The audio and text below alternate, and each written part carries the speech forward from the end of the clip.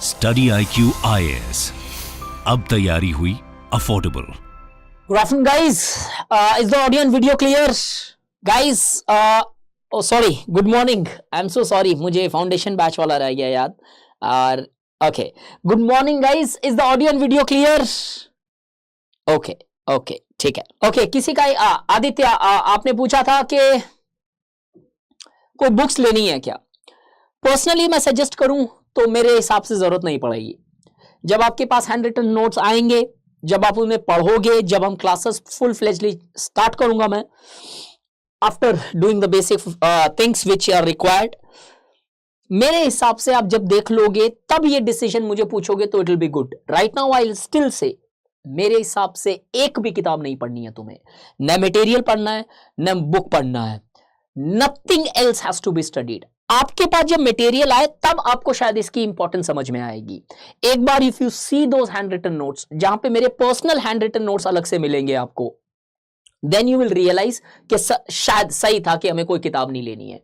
फिर भी अगर बाई चांस, जैसे कुछ लोग होते हैं कि किताब पढ़नी है, नो खराब नहीं है कुछ भी, जितना ज्यादा पढ़ोगे उतना ज्यादा बढ़िया है, कोई दिक्कत नहीं है उसके अंदर। बट सिर्फ वही है कि मैनेजमेंट का उसका अगर आप राइटली मैनेज करो तो ये हार्लम्बस एंड हॉलबॉर्न एक ऐसी किताब है, ब्लू कलर वाली बड़ी वाली किताब जो आती है, अब ग्रीन कलर में आने लगी है, वो एकमात्र किताब सफिशिएंट होगी। लेकिन अब बाई चांस अगर कोई इस किताब को खरीदते हो तो मैं आपको एक तरीका बता दे रहा हूं, इसके अंदर आपको सिर्फ एज ए रेफरेंस सोर्स करना है स्टडी। इसके अंदर सर सेलेक्टिव स्टडी करनी है क्या? नहीं, हर चैप्टर पढ़ना है इसमें, ठीक है। मैं सेलेक्टिव स्टडी पे नहीं बिलीव करता हूं। सोशल मीडिया का चैप्टर है, वहां से क्वेश्चन आया है, हेल्थ का चैप्टर है, वहां पे क्वेश्चन आया है, सिलेबस में डायरेक्टली दोनों मेंशन नहीं है। तो प्लीज मेक श्योर कि अगर आप ये किताब लेते हो तो डेली इसके 5 पेज भी पढ़ोगे ना तो अगले 5 महीने में ये किताब बहुत अच्छे से खत्म हो जाएगी। साइज देख के डर लगेगा शायद आपको, अरे इतनी मोटी है, इतना सब कुछ पढ़ना है। 5 पेज से ज्यादा पढ़ना ही नहीं है आपको। बाई चांस अगर ये कोई किताब लेते हो तो मुझे एक दिन पूछ लेना डाउट सेशन के अंदर कि किस तरीके से इसे पढ़ना है। इसको भी पढ़ने का एक तरीका होगा। और जहां तक नोट्स का सवाल है, सर ये किताब के जो एस्पेक्ट होंगे कि नहीं, 90% हार्लम्बस उसके अंदर कवर होगी, ठीक। 10% क्यों नहीं है? इसलिए क्योंकि शायद वो 10 पेज की थियरी मैंने 2 पैराग्राफ में लिखी है, तो वो 8% मैं उसके लिए हटा रहा हूं उधर। तो मेक श्योर ऐसा कोई एस्पेक्ट नहीं होगा आपके हार्लम्बस वाले पार्ट में जो अपने नोट्स में नहीं मौजूद होंगे। It would be that, but still कई बार होता है ना कि अब टाइम है तो शायद हम पढ़ सकते हैं, इसलिए मैं रेकमेंड कर रहा हूं। नेसेसरी नहीं है, इट्स ए लग्जरी। तो याद रखना, अगर पढ़नी है तो यही किताब पढ़ना, नहीं तो इट्स बेटर कि कुछ भी नहीं पढ़ो, आप नोट्स पे फोकस करो बस। जितना टाइम आप शायद किताब पढ़ने के लिए सोच रहे हो, मेरा रिक्वेस्ट है सब डियर एस्पिरेंट से यहां पे आंसर राइटिंग पे दे दो वो टाइम, उतना सिर्फ उतने ही टाइम अगर आंसर राइटिंग में दे दोगे तो वो शायद ज्यादा बेटर होगा। ऑफलाइन बुकलेट्स मिलेंगे, अभी इसका मुझे पूरा आइडिया नहीं है। पारस, एक बार आप आई थिंक inquiry@studyIQ से कंफर्म करोगे तो वो आपको ज्यादा बेहतर आइडिया दे देंगे, ठीक है। मैं प्रीटी मच मुझे आइडिया नहीं है वो ऑफलाइन भी भेजते हैं या फिर सिर्फ सॉफ्ट कॉपी है। तो यहाँ फिर भी एक बार मैं पूछ लूंगा बाई चांस, अगर आपको बताना होगा तो आप पूछ लो तो बेटर है, नहीं तो I just get the information, I let you know on that front as well, ठीक है। अरे नोट्स अभी कहां मिलेंगे? नोट्स मैंने अभी कुछ स्टार्ट ही नहीं किया, तो किस चीज की नोट्स मिलेगी? अरे गाइस, क्या नोट्स किस चीज के होते हैं? सिलेबस के मिलेंगे ना, जब सिलेबस से स्टार्ट करेंगे। एक वर्ड भी ऐसा नहीं होगा जो आपको नहीं मिलेगा, सब मिलेगा। मैं रेस्पॉन्सिबल हूं उस चीज के लिए। हाँ, हो सकता है कभी कभार कुछ टेक्नोलॉजी के कारण कुछ ऊपर नीचे आधा 1 घंटा या दिन का डिले हो सकता है, बट वो कभी कभार, रेगुलर बेसिस पे वो भी नहीं होगा, ठीक। टेलीग्राम चैनल में आज आपको बता दूंगा, उसके ऊपर आप देख लेना। इस पे है क्या? नहीं लिखा है मैंने इस पे। वो आपको वो टेलीग्राम चैनल स्टडी IQ का जो ऑफिशियल है उसमें आपको ऐड कर लिया जाएगा, वो आप स्टडी IQ से डायरेक्टली कांटेक्ट करना। और बाई चांस जो मेरा पर्सनल एक टेलीग्राम चैनल है उसको ज्वाइन करना, जहां पे जितने मेरे यूट्यूब वीडियोस या फिर जो बाकी सोशलॉजी से कंटेंट मैं उसमें भेजते रहता हूं। By chance if you are interested you can join that as well, ठीक है। बट ऑफिशियल वाले ग्रुप में आपको ऐड कर लिया जाएगा। देयर इज अ प्रोसेस, वो किस तरीके से ऐड करते हैं तो मेक श्योर। अच्छा, ठीक है। अच्छा, ज्वाइन हो गए स्टडी IQ वाले में तो गुड इनफ, तब कोई दिक्कत ही नहीं है। तो आज देखेंगे सिलेबस। जब किसी भी एक पर्टिकुलर गोल तक पहुंचना होता है ना, तो आपको उसका रास्ता पता होना चाहिए। आप पूरा रास्ता डिस्कस करेंगे अब मेरा तरीका ये होता है सिलेबस डिस्कशन का कि सिलेबस डिस्कशन इतना डीपली होना चाहिए कि आधा से ज्यादा एसेंस आपको यहीं पे समझने आने लगे, ठीक है। टाइम पास नहीं है या क्यों, न मैं आपका 1 मिनट भी वेस्ट करूंगा, न नेदर मेरे पास टाइम है कि मैं वेस्ट करूं, ठीक। Morning 8, just I have finished one class of Indian society. I have started taking your class. Once I finish your class, you know it well. 1 बजे मेरी एक और क्लास है। अच्छे से समझना ये तो पहले 2 लेक्चर जब मैं पूरा सिलेबस डिस्कस करूंगा यहाँ पे, कोशिश रहेगी कंप्लीट कर ले एक ही क्लास में, एक नहीं होगा कोई दिक्कत नहीं है, घास काटने वाला कॉन्सेप्ट नहीं है।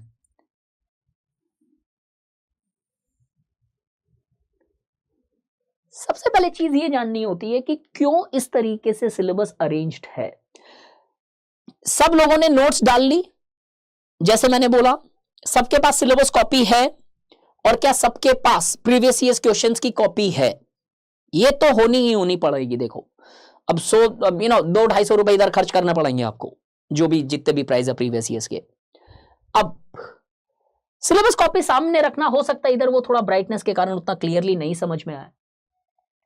पहले चैप्टर में, चैप्टर का नाम है सोशियोलॉजी द डिसिप्लिन। अब यहां से तुम्हें 2 चीजें समझानी है मुझे पूरे सिलेबस से।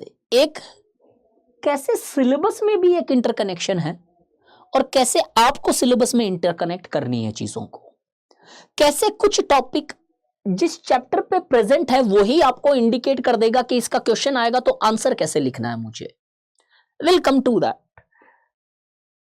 सबसे पहले चैप्टर का नाम है सोशियोलॉजी द डिसिप्लिन।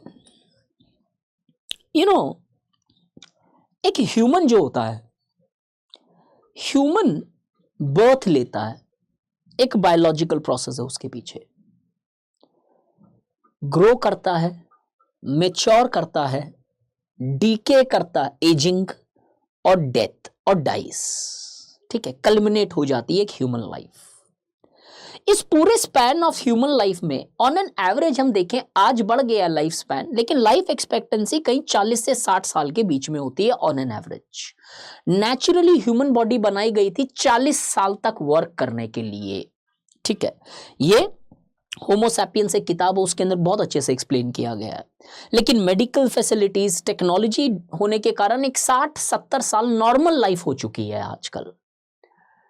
वैसे ही ठीक उसी तरह हर डिसिप्लिन जो है, एक टाइम था जब उसका शायद बर्थ हुआ, धीरे धीरे वो कैसे मैच्योर करता है और किस तरीके से वो बनता है, किस तरीके से वो मैच्योर करता है।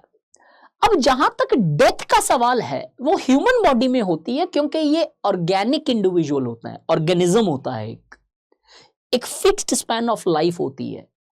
अब क्योंकि कोई भी discipline in this context sociology एक थॉट है, एक थिंकिंग है, जिसके बेसिस पे चीजों को समझा जाता है, पढ़ा जाता है, इनका कोई डेथ एज सच नहीं होता है। आज तक के इतिहास में कितने ही डिसिप्लिन बने, वो कभी खत्म नहीं हुए टेक्निकली। कुछ कभी इंपॉर्टेंस कम हुई, कभी ज्यादा हो गई, लेकिन वो डिसिप्लिन हमेशा रहे। कितने सदियों से आयुर्वेदिक की प्रथा चलती आई, होम्योपैथी की चलती आई, यूनानी, सिद्धा, या फिर कुछ योगा या कुछ ऐसे डिसिप्लिन चलते आए। फिलॉसफी, आज के साइंटिफिक जमाने के अंदर भी फिलॉसफी जिंदा है। इससे बेहतर परिणाम क्या होगा कि how this discipline actually never faces any death. क्यों? चीजें ऐड होती जाएगी, नई सोच आती जाएगी, चीजें आती जाएगी और डिसिप्लिन ग्रो करता जाएगा। लेकिन ये तो तब होता है ना जब डिसिप्लिन बन जाए। ह्यूमन बॉडी को एक रिप्रोडक्टिव सिस्टम के पॉइंट ऑफ व्यू से जन्म दिया जाता है, वहां पे there is a clear cut scientific way of producing a goddamn babies। यहां कैसे डिसिप्लिन बनता है वो बहुत चैलेंजिंग होता है। कैसे होता है चैलेंजिंग? ध्यान से समझो। एक फैमिली में मान लो 2 बच्चे हैं, ठीक, और दोनों मैच्योर्ड है, टीन एज मान लेते हैं, लेट्स अज्यूम टीन एज की एज में है। अब अगर पेरेंट्स एक तीसरा बच्चा अडॉप्ट करने की सोचता है, सबसे पहला ऑपोजिशन आएगा इन्हीं बच्चों से। क्यों? अब शायद वो मॉम डैड का लव, शायद वो मॉम डैड की केयर शेयर करनी पड़ेगी मुझे, और क्योंकि मैं अब मैच्योर हो चुका हूं तो कहीं ना कहीं देयर इज अ पॉसिबिलिटी कि I would largely love that care, और वो जो छोटा बच्चा या बच्ची आएगी वो शायद will get a more attention of mom dad. एक फैमिली जैसे लेवल पे जब इतने ऑपोजिशंस हो जाते हैं डिसीजंस पे, एक आदमी को अगर डिसिप्लिन बनाना है तो कितने ऑपोजिशंस होंगे, just think about it. This is exactly which we discuss in the first place और फर्स्ट चैप्टर ऑफ सोशियोलॉजी।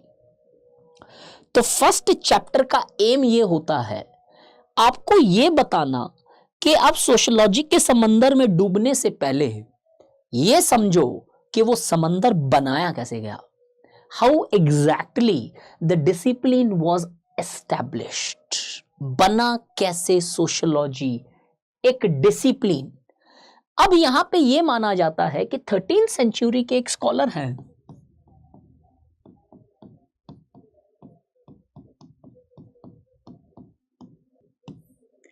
इन्होंने अपसिया करके एक किताब लिखी थी। अब ध्यान से समझना, सोशियोलॉजी बनता है 17th सेंचुरी में। अब 17th इसलिए लिख रहा हूं, नॉर्मली वो 18th माना जाएगा, ठीक है। 18th सेंचुरी में बनता है, that is more technically correct. 18th century में सोशियोलॉजी बनता है। ये भाई साहब है 14th century, 13th 14th century के। इसके बाद में भी जाओ, बहुत सारे लोग आए, सोक्रेट्स, प्लाटो,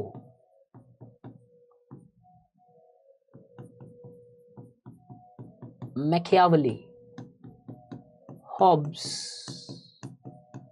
रूसो, अदर्स, बहुत सारे लोग, अलग अलग फील्ड, अलग अलग नजरिए, अलग अलग चीजों में। ये बहुत सारे लोग आए सोशियोलॉजी को बनने से पहले।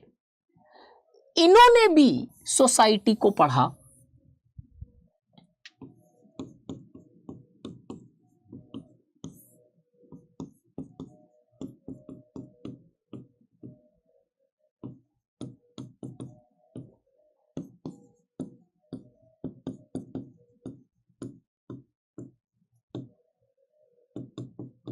अब राज तरंगिनी का मुझे स्पेलिंग नहीं याद है, हिस्टोरिकल एक बुक हुआ करती थी कश्मीर के ऊपर। अलग अलग किताबें हमने 6th century BC, 10th century BC, 12th century BC, पता नहीं क्या क्या चीजें पढ़ी। यार ये सबको ही पढ़ रहे थे सोसाइटी ना। गुप्ता के टाइम में सोशल लाइफ क्या थी, इंडस वैली के टाइम में सोशल लाइफ क्या थी, इकोनॉमिक सिस्टम्स क्या थे। यार सोशियोलॉजी बना 18वीं सदी में, इससे पहले लोग सोसाइटी पढ़ रहे थे, इससे पहले लोग सोसाइटी पढ़ रहे थे। ये भाई साहब भी सोशियोलॉजी पढ़ रहे थे, सोसाइटी पढ़ रहे थे।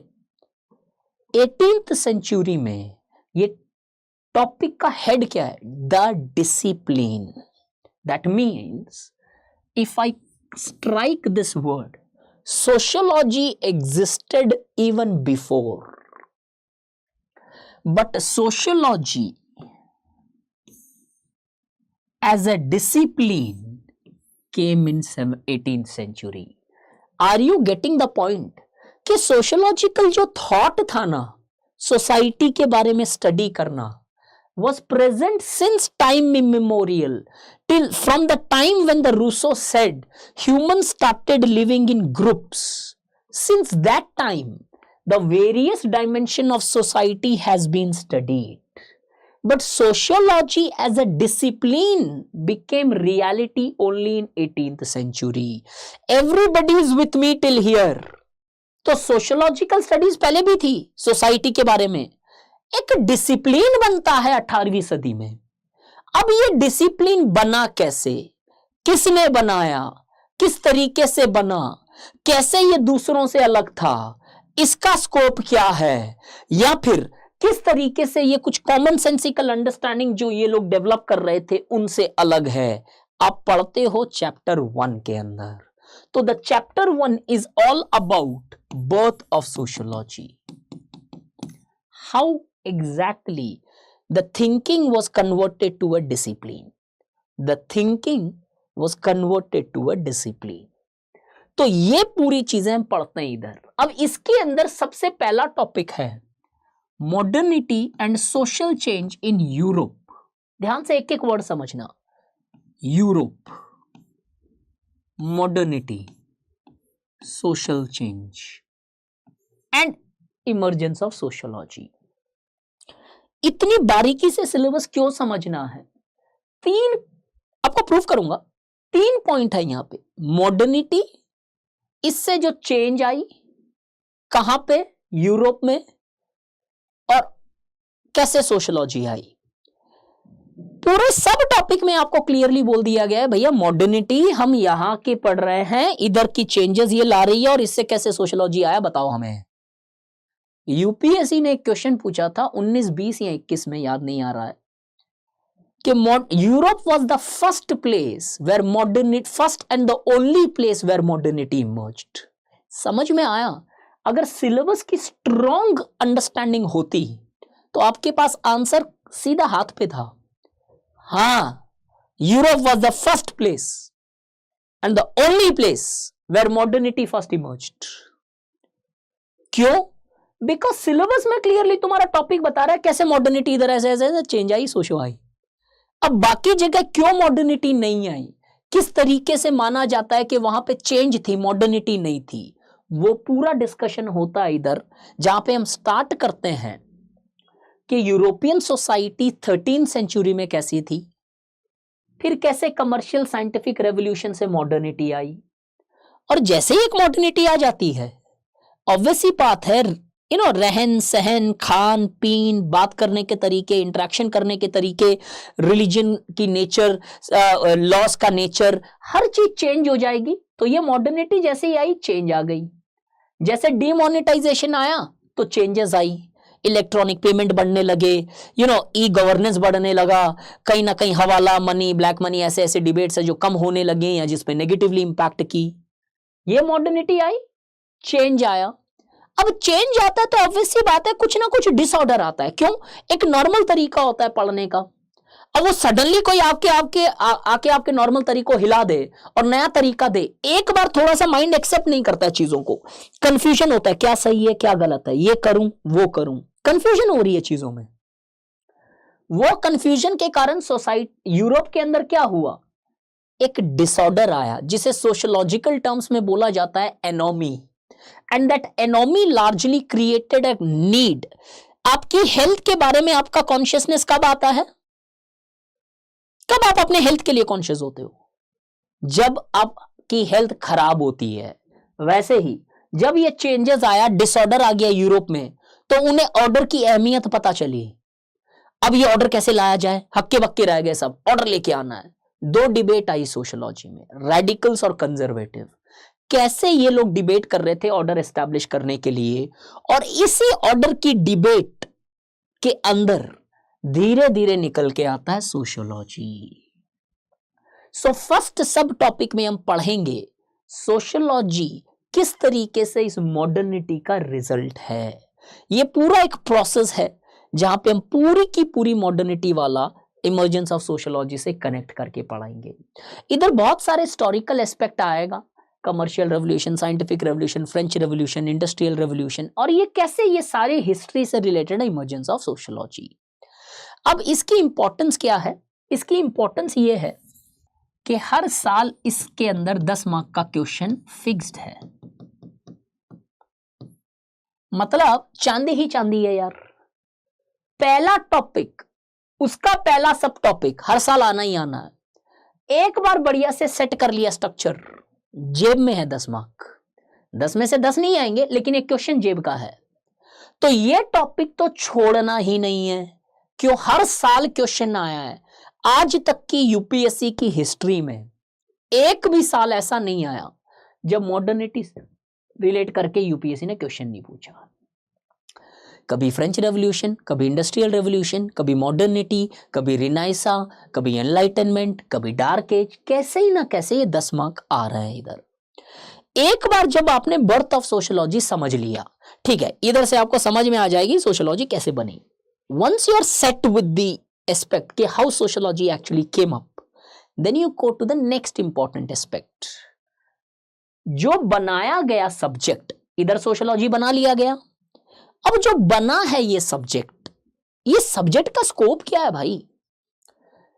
जब सब्जेक्ट बन रहा था तो बहुत सारे चैलेंजेस थे। जैसे उस फैमिली में वो 2 बच्चे वो थर्ड के लिए अगेंस्ट में थे। वैसे ही जब लोग सब्जेक्ट बनाने की सोच रहे थे, अलग अलग डिसिप्लिन्स थे, पॉल साइंस, इकोनॉमिक्स, हिस्ट्री, फलाना फलाना। ये लोग बोले नहीं यार तुम्हारी जरूरत क्या है भाई, हम है ना बच्चे तुम्हारे। और दूसरा, तुम क्या पढ़ोगे सोसाइटी जो हम नहीं पढ़ रहे हैं। हिस्ट्री बोलिए देखो मैं भी तो पढ़ रहा हूं। पॉल साइंस बोल रहे देखो पावर वावर तो मैं पढ़ ही रहा हूं। साइकोलॉजी बोलती है इंडिविजुअल सोसाइटी बनाता तो इंडिविजुअल हम पढ़ रहे हैं तो सोसाइटी पढ़ ही लिया ऑटोमेटिकली। फिलॉसफी बोलती है भाई साहब देखो हम तो कब से ये सोशल थियरीज दे रहे हैं पूरी सोसाइटी पे, हिस्ट्री से लेके कॉन्टेम्प्रेरी तक और फ्यूचर तक, तुम्हारी जरूरत नहीं है साहब, आप चले जाओ यहां से। अब लेकिन स्ट्रॉन्ग डिजायर था सोशियोलॉजी को बनाने के लिए, तो कैसे सोशियोलॉजिस्ट ने इसका स्कोप है जो दूसरे डिसिप्लिन से अलग किया कि देखो आप सब अपना काम ठीक से कर रहे हो, लेकिन हमें भी कुछ ना कुछ पर्पस के साथ इधर आए हैं। ऐसा नहीं है कि आप में से कुछ चीजें ले लेके हम पढ़ेंगे। बोला तो अच्छा बताओ क्या पढ़ोगे तुम जो ऐसा छूट गया हम लोगों से। बोला देखो साहब हिस्ट्री जो है हिस्टोरिकल डायमेंशन पढ़ रही है, अब पॉलिटिकल साइंस वाले जो है पावर को पढ़ रहे हो जहां पे पॉलिटिकल पावर की अंडरस्टैंडिंग है, और साइकोलॉजी साहब आप बोल रहे हो इंडिविजुअल को पढ़ते हैं, इंडिविजुअल से सोसाइटी चल रही है। ठीक है, पहला क्वेश्चन साइकोलॉजी को यह है, इंडिविजुअली अगर सोसाइटी बना रहे हैं तो इंडिविजुअल तो वेरी करते रहते हैं, तो सब जगह मैरिज का सिस्टम कैसे डेवलप हो गया भाई। अब साइकोलॉजिस्ट वाले सोच में पड़ गए, ये तो सही है यार, इंडिविजुअल माइंड को हम पढ़ते हैं, इंडिविजुअल अपने हिसाब से चल रहा है, तो क्यों हम लोग फिर धर्म को बना रहे हैं, धर्म के हिसाब से चल रहा है। इसका मतलब कहीं ना कहीं सोसाइटी अपने आप में भी कुछ रियलिटी है जो हम इग्नोर कर गए। बोला हाँ हाँ ठीक है आप पढ़ सकते हो, तो साइकोलॉजी बाहर आ गया। पॉलिटिकल साइंस आता है, बोलता है देखो आपने पॉलिटिकल पावर पढ़ा, लेकिन एक बात बताओ ये जो पॉलिटिकल पावर की आप स्टडी कर रहे हो इसका कोई सोशल स्ट्रक्चर से कनेक्शन है क्या। बोला मतलब, अरे मतलब ये है कि इंडिया के अंदर बिना कास्ट के कोई पॉलिटिकल पावर पे पहुंच जाएगा क्या। बोला नहीं। आपने पढ़ी क्या।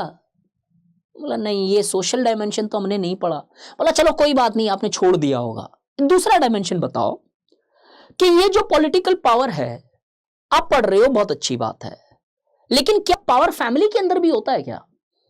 बोला हाँ होता है, जाहिर सी बात है। आपने पढ़ा क्या। बोला नहीं हम तो स्टेट पावर ही पढ़ रहे हैं। अच्छा ठीक है तुम्हारी जरूरत है तुम आ जाओ, फिर पॉलिटिकल साइंस बाहर हो गया। इस तरीके से इकोनॉमिक्स, हिस्ट्री सबके साथ अपना स्कोप जो है डिमार्केट किया इसने। तो जब आपने ठान लिया सोशियोलॉजी बनाना है, लेकिन सिर्फ ठानने से काम नहीं होगा, आपको सब्जेक्ट मैटर देना पड़ेगा, वो तुम, और सब्जेक्ट मैटर को लोग अपोज करेंगे, तो वो पढ़ते हो तुम टॉपिक नंबर 2 में कि इसमें स्कोप, इसके दायरे क्या है, सोशियोलॉजी में क्या क्या चीजें आती है। और जब ये सोशियोलॉजी बन रहा था तो किस तरीके से हमने बाकी सोशल साइंसेस से जो आवाजें उठ रही थी उनको बंद किया, जो अपोजिशन उठ रही थी उसे खत्म किया। तो सेकेंड टॉपिक में you study the scope of subject, what exactly the sociology studies, and second how this study of this matter is different from the other social sciences. is the point clear? मेरे साथ हो यहां तक कि second topic में तुम्हारा goal of study क्या होगा, इधर the scope and how it is demarcated from the other discipline.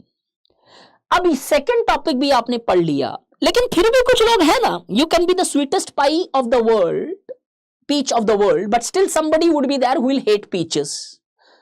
आप सबसे स्वीट आम हो, लेकिन कुछ लोग होंगे जिन्हें आम पसंद ही नहीं है भाई। वैसे ही जब सारी चीजें होगी तो सारे सोशल साइंटिस्ट एक साथ बैठते हैं, भाई यार अब ये सोशियोलॉजी बनने वाला है, हमारे से कंपटीशन करेगा, मतलब यार अब क्या किया जाए। सडनली एक थोड़ा सा समझदार आदमी खड़ा होता है और बोलता है यार देखो ये जो पढ़ रहे हैं, सोचा तो हमने भी सब कुछ यही था, तो रियलिटी में पढ़ थोड़ी रहे, ये तो अपना कॉमन सेंस दे रहे हैं, ये तो कॉमन सेंसिकल अंडरस्टैंडिंग दे रहे हैं सोसाइटी में। बोला हाँ ये पॉइंट सही है, वैलिड। तो थर्ड पार्ट में आता है आपको sociology and common sense. Sociology बनाने का सोचा, सोशियोलॉजी बनाने के बाद किस तरीके का उसका सब्जेक्ट मैटर है, तो हमारा सोशियोलॉजी बन गया, सबका ऑपोजिशन भी खत्म कर दिया। लेकिन फिर मुद्दा आया कि भाई जो सोशियोलॉजिस्ट पढ़ रहे हैं उनका कोई वैल्यू नहीं है, कुछ नहीं है, टाइम पास कर रहे हैं लोग। क्यों? क्योंकि ये जो चीजें तुम्हें समझा रहे हैं वो तो कॉमन सेंसिकल अंडरस्टैंडिंग है, इसमें ऐसी क्या नई चीज समझा दी इन लोगों ने। power exists at the level of family, power exists at this level, falana level, then they come.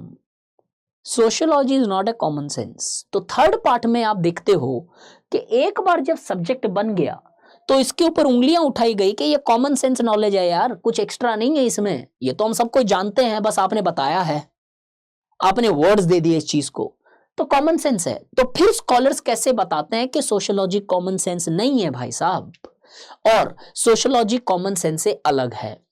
तो अब ध्यान से समझना, एक बढ़िया सा स्टोरी लाइन देता हूं.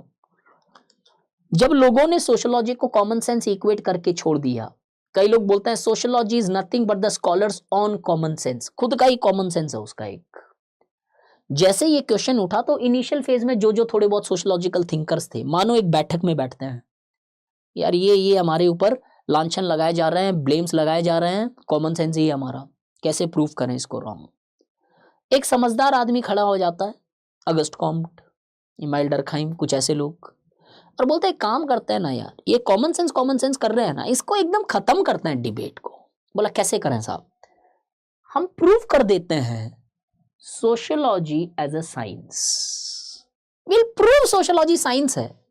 और अगर मैंने प्रूव कर दिया सोशियोलॉजी साइंस है तो कॉमन सेंस की डिबेट ही खत्म हो जाएगी, क्योंकि कॉमन सेंस का कोई कोई एम्पेरिकल एविडेंसेस नहीं होता है, वो एक मिथ होती है, मिस्टिक्स होती है. तो फिर डिबेट आती है इस चीज को हटाने के लिए, सोशियोलॉजी एज अ साइंस, जो आता आपका चैप्टर 2. तो चैप्टर 1 में आपने देखा सोशियोलॉजी बना कैसे, चैप्टर 2 में आपने देखा कि जब वो सब्जेक्ट बना तो लोगों ने इस सब्जेक्ट को क्या माना, सोशल साइंस माना या साइंस माना. और ये डिबेट होती है पूरे चैप्टर 2 के अंदर, साइंस. और जो जो लोग बोल रहे थे ये साइंस है, तो साइंस बोलने से तो साइंस बन नहीं जाओगे, जैसे आईएएस बोलने से तो आईएएस बन नहीं जाएंगे. आपको प्रूव करना पड़ेगा, एग्जाम क्वालिफाई करना पड़ेगा इधर, और इधर प्रूव करना पड़ेगा कि कैसे है साइंस, बताओ. तो पहला टॉपिक पढ़ते हो आप, science, scientific method and critic. यहां पे वर्ड यूज किया जाता है एक पॉजिटिविस्ट.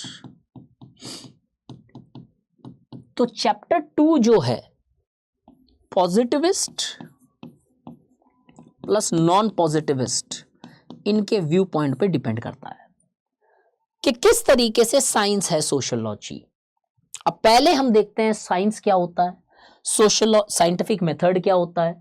और जो अब दो स्कूल थी, कोई मानते थे सोशियोलॉजी साइंस है, कोई बोलता है साइंस नहीं है, वो बन गए क्रिटिक.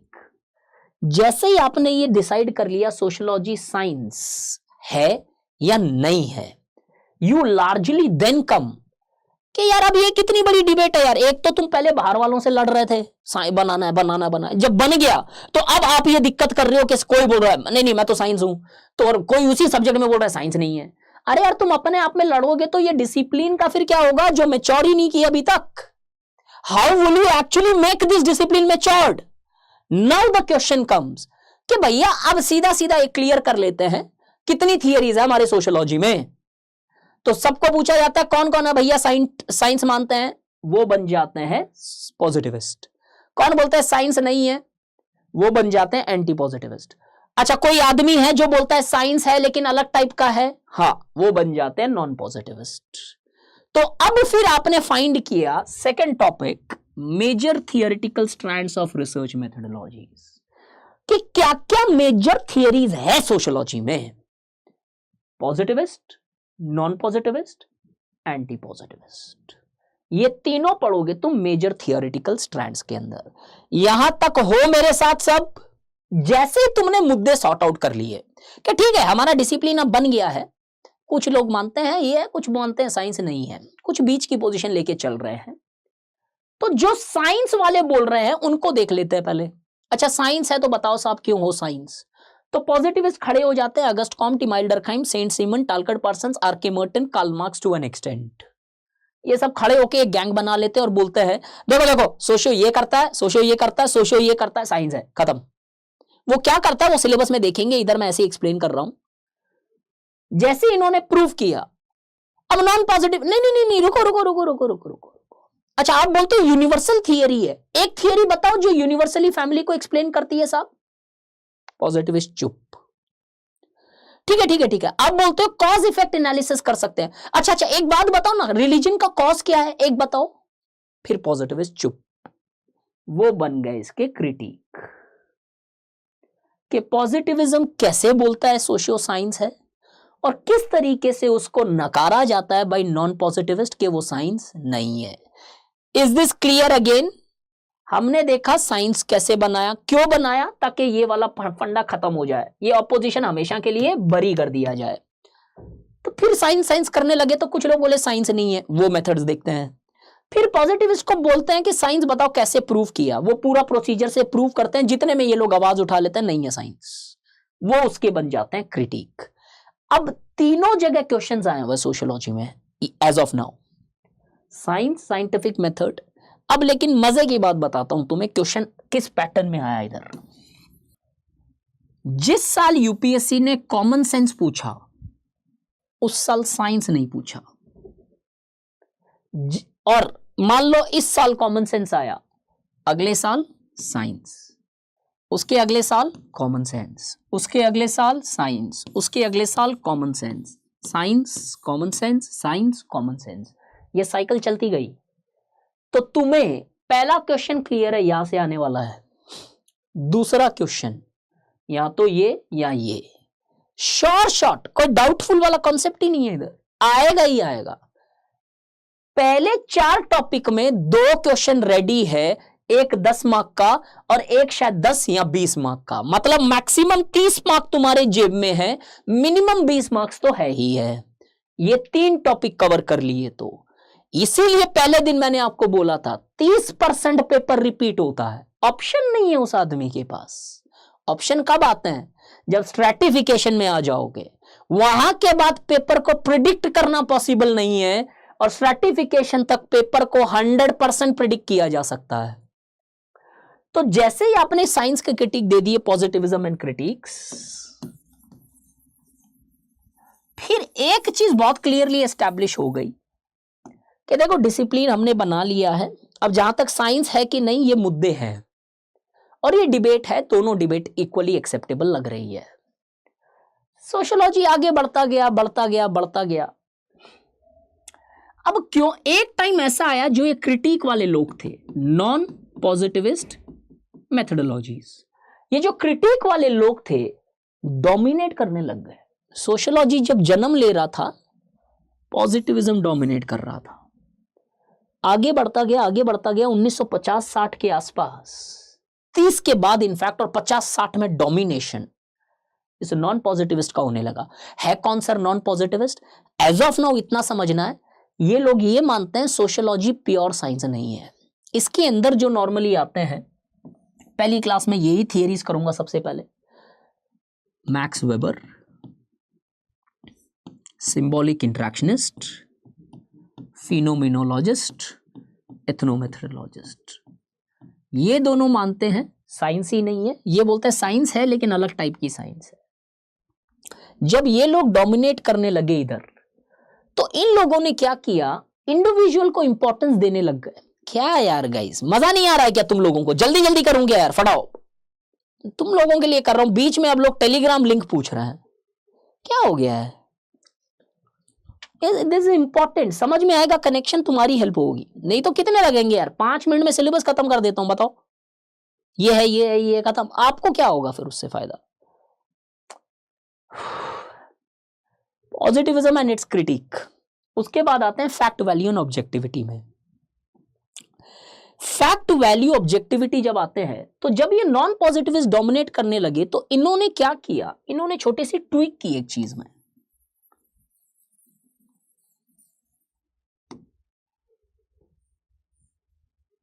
साइंस किस डिसिप्लिन को बोल रहे हो आप?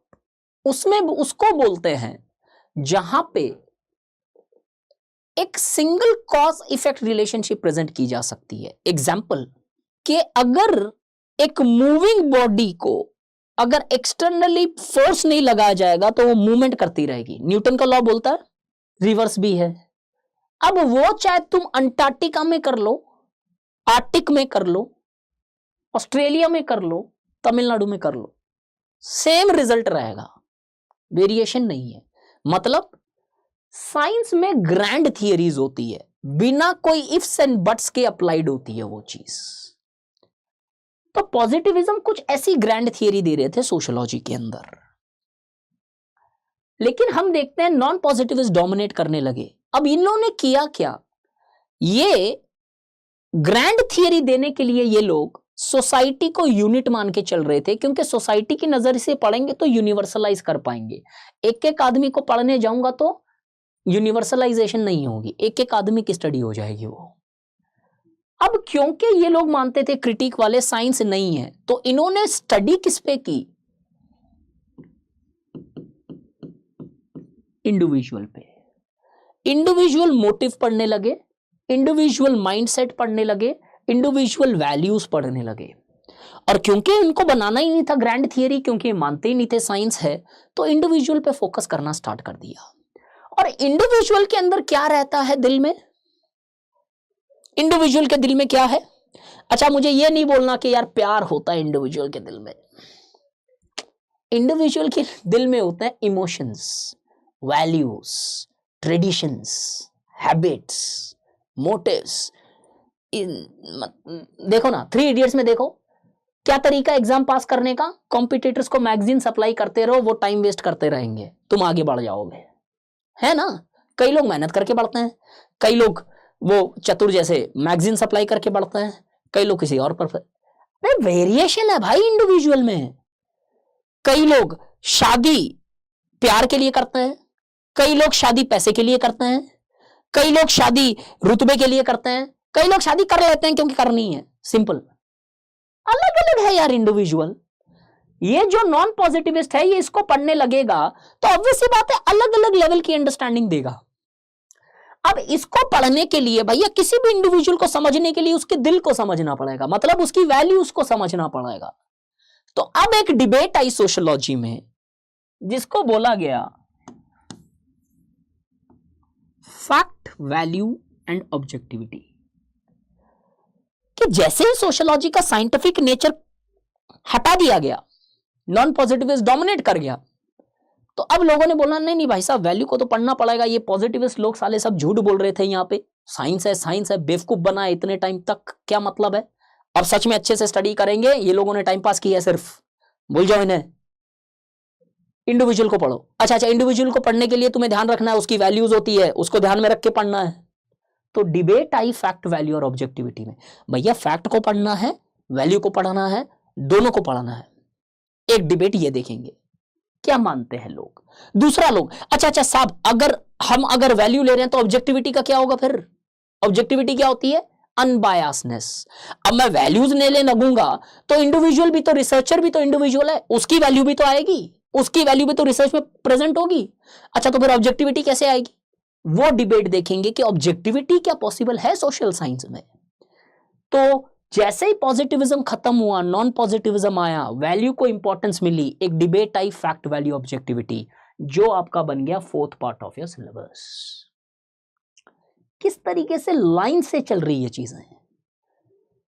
और उसके बाद हम देखते हैं ठीक है वैल्यूज को लेनी पड़ेगी, हार गए पॉजिटिविस्ट यहां पे। अब जैसे ही पॉजिटिविस्ट हार गए, नॉन पॉजिटिविस्ट बोले नहीं नहीं नहीं नहीं, अब हमको भी तुम डिटेल में पढ़ो, हमारे बारे में भी तो पढ़ो। तुमने पॉजिटिविज्म पढ़ लिया, एक तरफ तुमने हमारा अंडरस्टैंडिंग भी वैल्यू का एक्सेप्ट कर लिया, नहीं नहीं अब तो हमारी डिटेल स्टडी भी करनी ही पड़ेगी तुम्हें। तो फिर यहां पे हम करते हैं नॉन पॉजिटिविस्ट की स्टडीज। किसकी, pheno, ethno, symbolic interactionist, Max Weber, इन चारों को फिर यहां पढ़ा जाता है। इतना लेट क्यों पढ़ रहे हैं सर हम, इसलिए पढ़ रहे हैं क्योंकि इनको जमाना लग गया अपने आप को साबित करने में। जब साबित कर दिया तो बोला नहीं नहीं भाई हमें सिलेबस में लगाओ, हमें क्यों नहीं पढ़ रहे हो आप लोग, तो फिर सिलेबस में इसे भी लगाया गया। Is the point clear till here? Okay, तो 2 मुद्दे थे, दोनों मुद्दे 2 चैप्टर में टैकल कर लिए गए। सोशियोलॉजी होना चाहिए कि नहीं होना चाहिए। चलो है तो क्या टाइप का सब्जेक्ट है, साइंस। लेकिन अब साइंस भी नहीं है, नॉन पॉजिटिविस्ट। फिर लोगों ने बोला ठीक है यार देखो अब यार दोनों सुलह कर लो तुम लोग, अब न तुम राइट हो न तुम राइट हो। क्यों, ऑल सोशियोलॉजी इज एडहॉक। एक आदमी आया बीच में, दो आदमी लड़ रहे थे, एक बंदर बीच में आता है, तो ये चल क्या रहा है यार? बोले मैं हूं मैं हूं मैं हूं मैं हूं, चल क्या रहा है? एक काम करते हैं, मैं एक एक सवाल पूछूंगा, दोनों आंसर दे देना मुझे। बोला ठीक है साहब, जो जीतेगा वही उसी का थियरी माना जाएगा। ठीक है, आप सवाल पूछो। एग्री। अच्छा पॉजिटिविस्ट साहब, आप लोग ग्रैंड थियरी दे रहे हो, ठीक है, हाँ दे रहे हैं, इसलिए तो हम बोल रहे हैं। बोला ठीक है ठीक है ठीक है ठीक है, आप लोग ग्रैंड थियरी दे रहे हो। अब आप जब ग्रैंड थियरी दे रहे हो तो आप मुझे लिख के दे सकते हो क्या ये बात कि ये थियरी हर जगह अप्लाइड है? बोला हाँ दे देते हैं, बताओ लाओ पेपर, लिख के दे देते हैं। ठीक है, लिख के दे दिया, ओके। अब एक छोटा सा डाउट है साहब मेरा, आपकी थियरी हर जगह अप्लाइड है, ये आपकी लिखित दी हुई है मुझे, हाँ दी हुई है, तो एक बात बताओ यार मुझे कि क्राइम जो है सोसाइटी में, ये क्राइम के अलग अलग रीजंस कैसे हैं? आपके हिसाब से एक कॉज होना चाहिए। बोला हाँ कॉज तो एक ही होगा, साइंस है भैया हम लोग। तो अलग अलग कॉज कैसे? बोला नहीं नहीं अलग अलग कॉज है ही नहीं। अच्छा अच्छा ठीक है, एक्सप्लेन कर देता हूं मैं। कई जगह पॉवर्टी से क्राइम हो रहा है यार, कई जगह पैसे मटेरियलिज्म के कारण क्राइम हो रहा है यार, कई जगह किसी और के कारण। कौन सा सही रीजन है ये बता दो मुझे। बोला नहीं नहीं ऐसे कोई सही रीजन थोड़ी, बस मतलब सिंगल कॉज नहीं दे सकते ना मुझे आप। बोला नहीं नहीं ऐसा थोड़ी हम बोल रहे हैं। ओके फाइन, तो यूनिवर्सल थियरी तो नहीं होगी भाई साहब।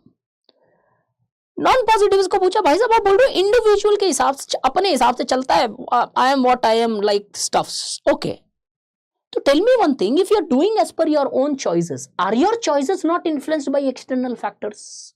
बोला no no there is no point यार, पॉसिबल ही नहीं है वो चीज। अब मैं मेरे हिसाब से चल रहा हूं। अच्छा आप अपने हिसाब से चल रहे हो, ठीक है। Weber are you going with your own ideologies? Okay yes, write it and give me, I have written it. Weber ने भी लिख के दे दिया। अब बोलते हैं ठीक है आपने लिख के दिया, देखो तो एक बात बताओ मुझे, वो एक जैन आदमी उस जंगल में फंसा हुआ है, ये नॉन वेजिटेरियन फूड क्यों नहीं खा रहा है? बोले नहीं नहीं ये उसके संस्कार, हाँ राइट राइट राइट राइट, संस्कार मतलब वैल्यूज बोल रहे हो ना आप।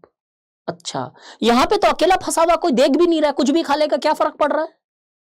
फिर भी नहीं नहीं sir, these are the values of this person. Oh that means external influence, right, उसकी रिलीजन इन्फ्लुएंस कर रही है। तो क्यों लड़ रहे हो दोनों बेवकूफ? दोनों लोग एक्सेप्ट कर रहे हो, न तो ये साइंस है न ये सोशल साइंस है। सुलह कर लो यार, खत्म करो इस मैटर को। यहाँ पे न साइंस है, मतलब सिंपल सा पॉइंट ये है कि भैया दोनों की थियरी रेलेवेंट है, दोनों की थियरी अपने आप में एब्सोल्युटली रेलेवेंट नहीं है। सिंपल, दोनों की थियरी एब्सोल्युटली रेलेवेंट नहीं है। बोला ठीक है सर अब मान लेते हैं। बोला अब दोनों मिलके एक काम करो, सोशियोलॉजी तो पॉजिटिविस्ट ने बना दिया, मैच्योरिटी नॉन पॉजिटिविस्ट ने दिला दी, अब एक काम करो मेथडोलॉजी बना लो, रिसर्च कैसे करना है। क्यों, न तुम्हारा चलेगा न इनका चलेगा, एक मेथड बनाओ अब। बोला ठीक है सर, हम एक ग्रुप बना के मेथडोलॉजी बना लेते हैं, क्योंकि हमारा मोटा मोटा काम तो हो गया है, सब्जेक्ट हमने बना दिया है, क्या पढ़ना है हमने बता दिया है। अब देखते हैं कि चीज को जो बताया है कि पढ़ना है, फॉर एग्जाम्पल इस बोतल को पढ़ना है, इस बोतल को किस तरीके से पढ़ा जाएगा ये देखना है। तो थर्ड चैप्टर में हम देखते हैं methodologies, the birth of the discipline, the subject matter of the discipline, various theories, and the method how this subject matter has to be studied. Did you get the connection here? Subject matter दिया, लेकिन matter देने के बाद उसे पढ़ना कैसे है, क्या रूप से पढ़ूंगा मैं, वो आता है आपके थर्ड चैप्टर में, which is called as research and methodologies. अब इस रिसर्च एंड मेथडोलॉजी के अंदर यूपीएससी ने क्या किया है, यूपीएससी से मेरे 2012 तक इस चैप्टर को यूपीएससी ने ऐसे देखा कि था ही नहीं, ये चैप्टर इग्नोर मारा कंप्लीटली। यूपीएससी के पैनल मेंबर चेंज हुए, लोगों ने थिंकर्स पे एक्सपर्टाइज हासिल कर ली, 6 के 6 थिंकर को पढ़ डाला अच्छे से। पीसी बोल रहे भाई हम लोग क्या करें, अब इसमें तो बहुत अच्छे स्कोर आने लगेंगे, काम करते हैं। जिसको इग्नोर किया ना उसको अब इंपॉर्टेंस देते हैं। और यूपीएससी ने ऐसे ऐसे क्वेश्चन पूछे हैं रिसर्च मेथोडोलॉजी में कि थियरी नहीं पूछेगा, वो अब एप्लीकेशन पूछेगा। क्यों? क्योंकि ये चैप्टर ही एप्लीकेशन पे है। तुम लोग थियरी क्यों पढ़ रहे हो? फिर आप पढ़ते हो positive advantage disadvantage of questionnaire, खत्म। मैंने क्वेश्चन पूछ लिया, to study the consumer behaviour in India discuss which technique you would use to collect the data. फंस गए तुम। इस चैप्टर को सबसे बोरिंग चैप्टर कंसीडर किया जाता है पूरे के पूरे यूपीएससी के सिलेबस में। तुम्हें इस तरीके से पढ़ा दूंगा कि तुम्हें लिटरली मजा आएगा इस चैप्टर में। क्यों? जो चीज एप्लीकेशन बेस्ड होती है ना, उसमें 100% मजा आता है। तो सिर्फ थियरी पे नहीं चलेंगे इस चैप्टर में, जब आएंगे हर मेथडोलॉजी को देखेंगे।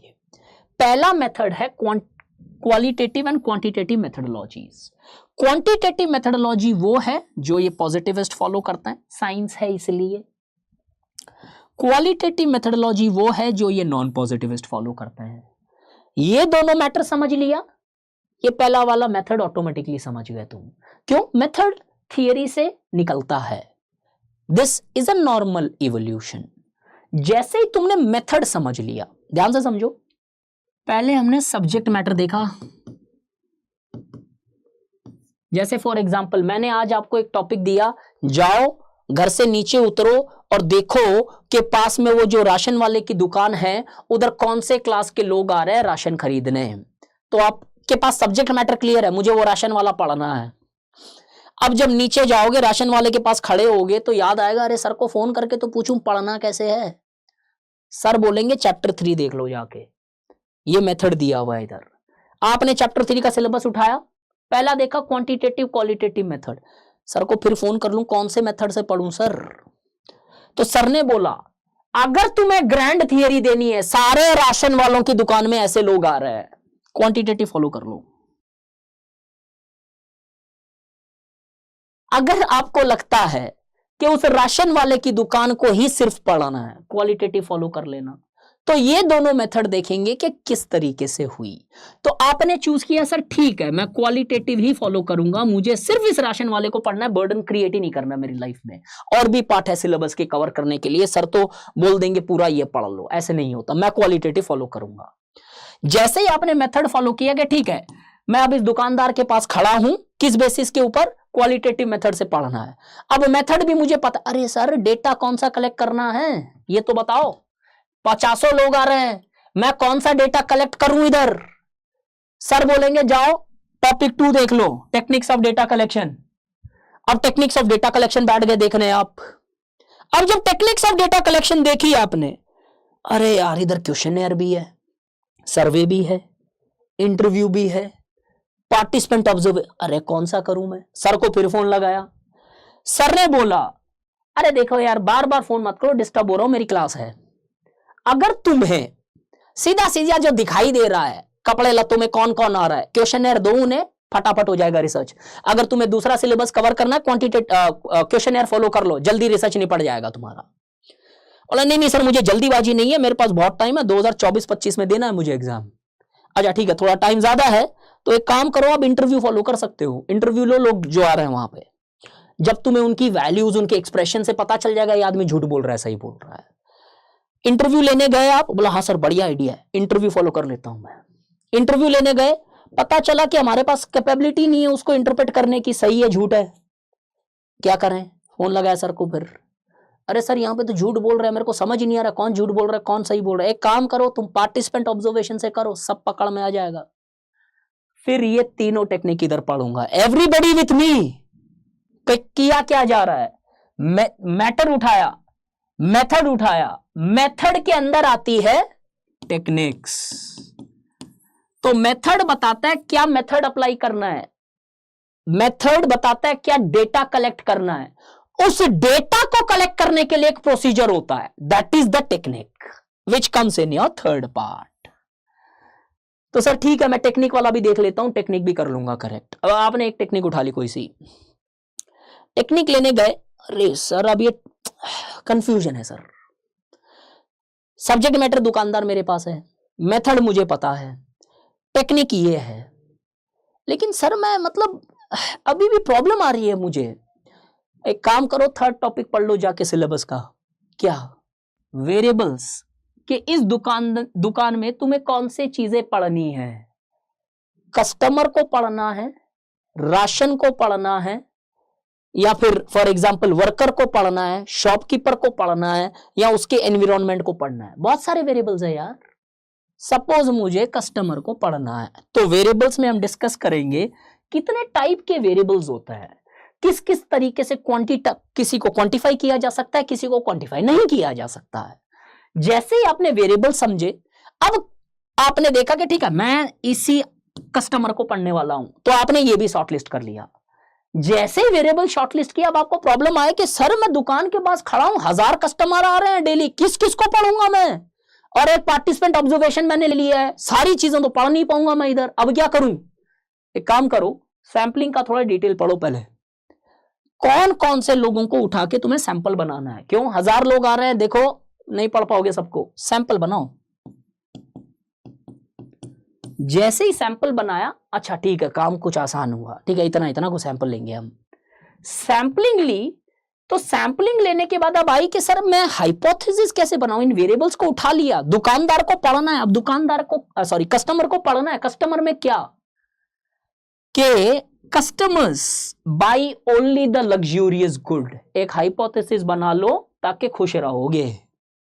हाइपोथेसिस बना ली, डेटा कलेक्ट हो गया, और रिसर्च तुम्हारा फाइनली डन। ये आ गया आपका रिसर्च आउटकम, जो भी आपने निकाला। आउटकम जब आया तो सर के पास लेके आए तुम, सर ऐसा ऐसा रिसर्च हो गया मेरा, 56 इनकी छाती के साथ, सर हो गया रिसर्च हमारा। ओके, इसकी रिलायबिलिटी वैलिडिटी चेक की क्या तुमने? सर ने ऐसी तोप छोड़ दी, अब क्या करें? ये क्या होता है सर? चैप्टर 3 जाओ, लास्ट वाला टॉपिक पढ़ लो, रिलायबिलिटी क्या है, वैलिडिटी क्या है। जब आपने देखा रिलायबिलिटी का मतलब कंसिस्टेंसी है, वैलिडिटी का मतलब जनरलाइजेशन है, ओ ये रिसर्च तो रिलायबल भी नहीं है, वैलिड भी नहीं है यार। सर के सर नहीं है, फिर जाओ दुकानदार के पास, फिर रिसर्च कंडक्ट करो। Origin of the discipline, subject matter of the discipline, methodology of the discipline. This is how the first 3 chapter goes, and this is how you actually interconnect the discipline. Literally, अगर subject के syllabus को integrate कर ले जाए, sociology में 240 हंसते हंसते आते हैं, पर होता क्या है, हम जिसको इंपॉर्टेंस देनी है उसे इंपॉर्टेंस देते ही नहीं है। सिलेबस है, पढ़ लिया, सुपरफिशियली हो गया काम। अब कल मैं वापस पूछूंगा ना, तुम्हें याद रहेगा ये सिलेबस। क्यों? आपने कनेक्ट करके देखी सारी चीजें, रट्टा मारने की जरूरत ही नहीं है। अब आपको आपने कनेक्शन देख लिए, फिट हो गई डॉट, रिकॉल कर पाओगे। So make a point very clear. अभी इससे ज्यादा नहीं लूंगा, 1 वीक तक मैं क्लास 3 डेज ही वीक लूंगा, बिकॉज जब मैं आगे जाके इंटीग्रेट करूंगा तो it will be easy once I done with the class. Next class में बाकी का सिलेबस डिस्कस करूंगा, पेपर 1। सॉरी थोड़ा टाइम ज्यादा लग रहा है, बट अंडरस्टैंडिंग बेहतर होनी चाहिए। Clear with this? कोई डाउट है फटाफट 5 मिनट में पूछो, then again I have got a class. Hand raise मैं सबको अनम्यूट कर दे रहा हूं, जिसका हैंड रेज है वो ही नाम लेगा। लेकिन शशांक आनंद जो फिंगर्स के आप नाम वो लिखना है क्या सर? हाँ, करना है क्या उनको? अभी नहीं स्टार्ट करेंगे तब। अभी कुछ मत लिखो, अभी आराम से बैठ के समझो। सिर्फ जब मैं थियरीज में आऊंगा तब लिखने हैं, मैं बोलूंगा बकायदा कब से लिखने हैं, डोंट वरी, बता दूंगा मैं कि अब से लिखना चालू होना चाहिए। पहले पूरा सिलेबस पेपर 1 पेपर 2 का इसी कदर डिस्कस करूंगा, उसके बाद मैं सारी थियरीज को एक क्लास में करूंगा, पूरी की पूरी जितनी थियरीज है, ताकि जब मैं स्टार्ट करूं तो वो वर्ड यूज करूं तो आपको पता होना चाहिए पॉजिटिविस्ट कौन है, नॉन पॉजिटिविस्ट कौन है। You should not be confused. Clear Shashank? I hope this things are sorted out. ठीक है, आपकी वॉइस नहीं आ रही है मुझे अब। कोपल? यस, इट इज कोपाल और कोपल? Kopal. Okay Kopal, tell me, I am so sorry, बताओ। हाँ sir, there are few editorials जो न्यूज़पेपर में कभी-कभी देखने के लिए मिल जाते हैं। हाँ। I wanted to ask you कि जो आपने फर्स्ट बुकलेट में लेफ्ट साइड और राइट साइड बताया था, Yes. तो इन in the first page you said कि integration वाली चीज we will write on the corner. Right. So editorials it can be like stick it or attach it. No, in the what I need to I'll tell you a better way. जैसे suppose कोई editorial आया, कई बार बीच में अभी issues चल रहे हैं, अभी थोड़े टाइम पहले अनटचेबिलिटी से रिलेटेड आया था कि दलित्स को अलाउ किया गया है टेंपल्स के अंदर, राइट? ऐसे ऐसे आते रहते हैं। दो परसों के पेपर में था कि कैसे वुमेन्स को अबॉर्शन में अभी भी दिक्कत हो रही है, आई मीन अलाउ नहीं हो रहा है, कुछ ऐसे और भी आते होंगे। करना क्या है, पूरे एडिटोरियल को पढ़ के 3 या 4 लाइन लिखोगे उससे। अब वो चाहे अच्छे स्टेटमेंट्स हो, चाहे कुछ कोटेशंस हो या कुछ हो, वो जो है जो तुम्हारी अभी क्या करना है, तुम्हें व्हाइट पेपर पे लिख के रखना है। Kopal, are you understanding? yes sir. White paper पे लिख लो, किताब में मत लिखना।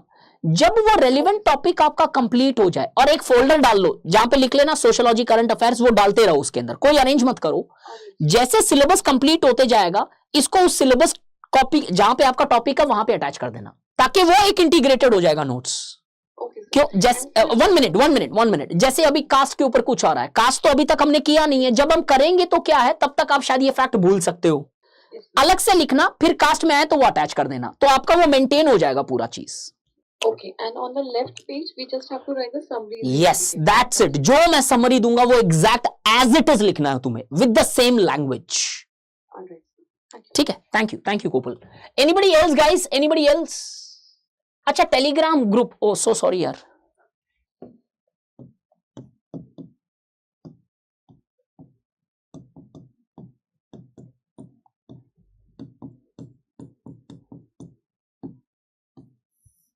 t.me/divakarbothr है, दिवाकर बोथरा।